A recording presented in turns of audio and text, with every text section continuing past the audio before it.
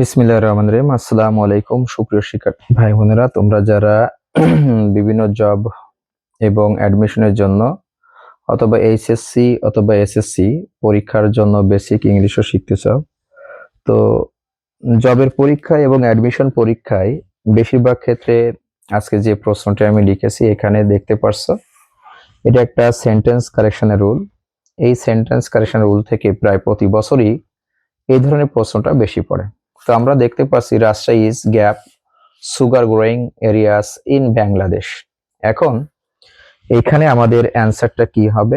আমাদের চারটি অপশন নিচে আছে। একটা হলো one of the larger, B number আছে one of largest, C number আছে ওয়ান অফ দ্য লার্জেস্ট এবং ডি নাম্বার আছে অনলি ফর লার্জেস্ট। তো আসলে আমাদের কোনটি কারেক্ট অ্যান্সার হবে সেটি আমাদের একটি দেখার বিষয়।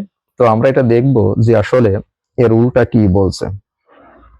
খেয়াল করো, এই যে অন অফ এর পরে আমাদের একটা আর্টিকেল সব সময় দা বসবে, আর এর পরে যে অ্যাডজেক্টিভটি থাকবে সেই অ্যাডজেক্টিভটির সুপারলেটিভ ফর্ম বসবে এবং এইটা এর একটি বেসিক রুল এবং অবশ্যই এটা হবে।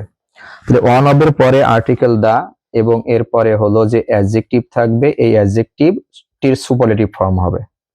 তাহলে আমাদের এখন এই গ্যাপে এই চারটির মধ্যে কোনটি কারেক্ট আছে আমরা দেখি। ওয়ান অফ দ্য লার্জার, আমাদের এখানে ওয়ান অফ এর পরে দা আছে ঠিক, কিন্তু এরপরে এই যে লার্জার এটা কিন্তু কম্পারেটিভ ফর্ম, তাহলে কম্পারেটিভ ফর্ম এখানে আমাদের বসবে না, তাহলে আমাদের অপশন এই নাম্বার কারেক্ট হচ্ছে না।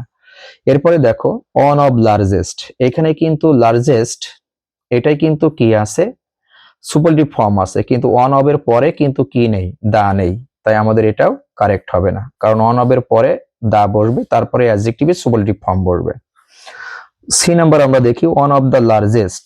এখন দেখো ওয়ান অফ দ্য লার্জেস্ট, এখানে ওয়ান অফ এর পরে দা আছে এবং এখানে কিন্তু লার্জেস্ট এটা কিন্তু সুপারলেটিভ ফর্ম আছে, তাহলে আমাদের এটাই কারেক্ট অ্যান্সার।